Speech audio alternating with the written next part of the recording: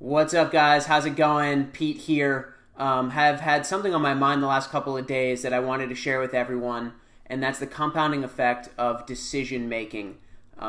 Really wanted to talk about this despite the fact that I have this third eyeball right here, right between my eyes. That's not so much here or here, but right here.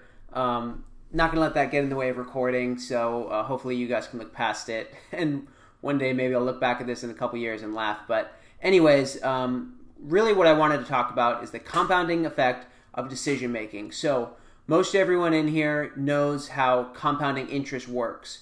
And if you don't know what compounding interest is, or you know what it is and you forgot, or you know what it is and just need a quick refresher, what compounding interest is interest earning on top of your interest. So let me just give a quick example of three people that invested money. And this goes into investing. Compounding interest is usually used in terms of investing money.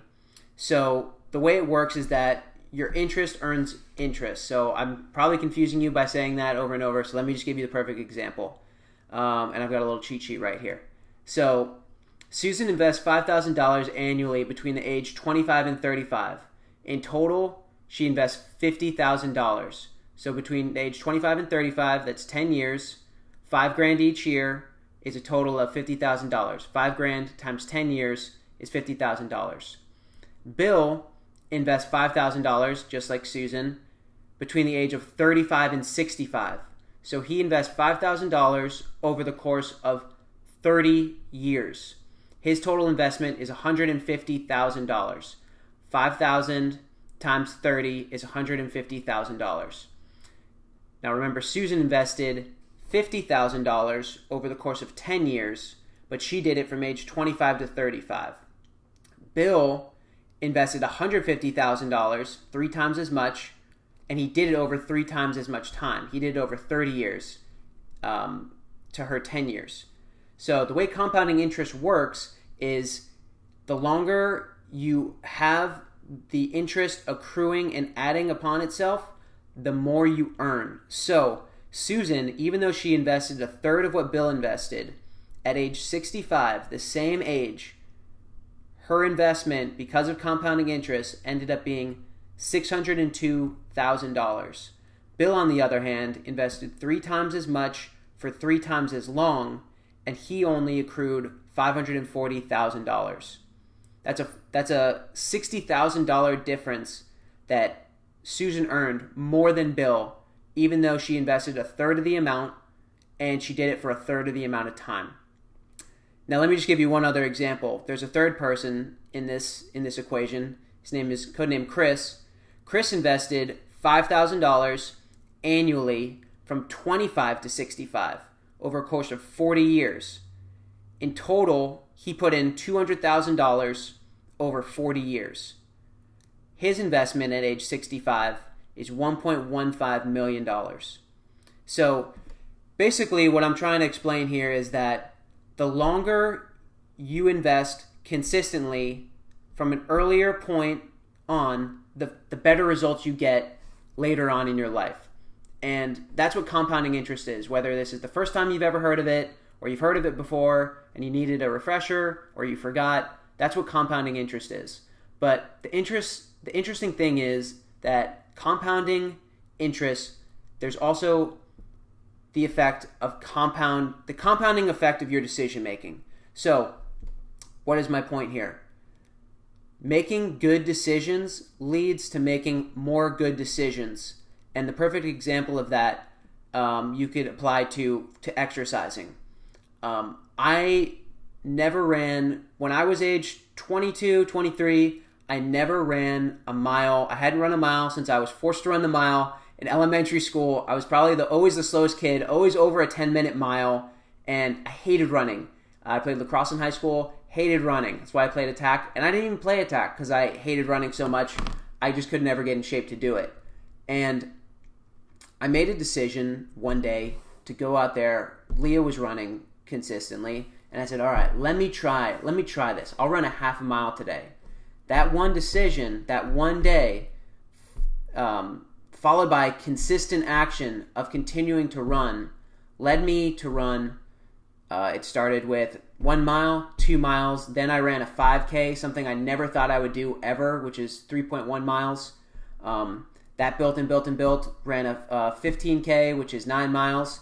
Built and built and built. Half marathon, 13.1 miles. Built and built to a full marathon, which I don't recommend for everyone. That is a very extreme example. But let me give you a little bit less extreme of an example. How many people hit the snooze button? I do it all the time. And it's a very small decision that you're making in pretty much in your subconscious. You're making this decision. I'm going to sleep an extra 5 minutes. I'm going to sleep an extra 10 minutes. And that decision is leading to sleeping longer and longer and not waking up at the time you're supposed to wake up. But making that small conscious effort to your alarm goes off and you say, I'm waking up today. That is a small decision. What did and then what are you going to do with that extra time that you have from waking up early? Are you going to read a book? Are you going to get some extra work done that you couldn't get the night before? Are you going to send a couple emails, do a little bit of research on whatever it is you've got going on in your life? So it's the very small step of compounding decision making. One day it's not hitting the snooze button, and then the next day it's consistently not doing that, so that you're waking up earlier and earlier, you're getting more and more done, you're doing more and more of the things that you want to do. Another example is coming home, or whatever time of night it is. It's easy. Are you picking up the remote to turn on the TV, or are you picking up a book to read 10 pages out of a book, which is something that everyone can do? It's very easy to do. Are you picking up the remote, or are you going for a run, or are you going for a walk? Are you having a conversation with someone that's important in your life, your wife, your girlfriend, your boyfriend, your mom, your dad?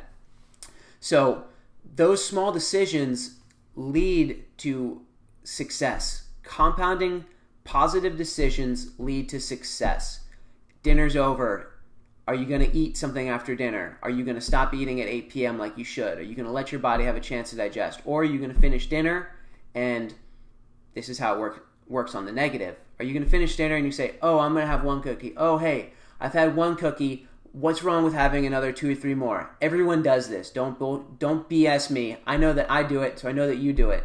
So that's the negative compounding effect of your decision making. Hey, I didn't go to the gym today, so what's the big deal if I don't go tomorrow? I didn't go yesterday. What's the big deal if I don't go today? I hit the snooze once. What's the big deal if I hit it another time? Before you know it, it's 9 a.m. and you're late and you're getting fired from work. Oh, I didn't put any money into my Roth IRA last year, so I guess I don't really need to do it this year because I already didn't do it last year. Oh, I've already picked up the controller to watch TV, or Netflix is already loading another episode. I already watched one. What's another episode going to do for me? That is completely wrong. That is the negative compounding effect of decision making. And it escalates quickly. It goes very quickly, and unless you have thoughtful action for making positive decisions towards success, compounding good decisions, they're not going to happen. And if you don't recognize that some of the negative decisions you're making are compounding and compounding, people aren't just born being 300 pounds. That happened over a long period of time. That started at age 20, not exercising, not eating the right things, not drinking the right things, staying out late, making bad decisions. No one woke up at 300 pounds.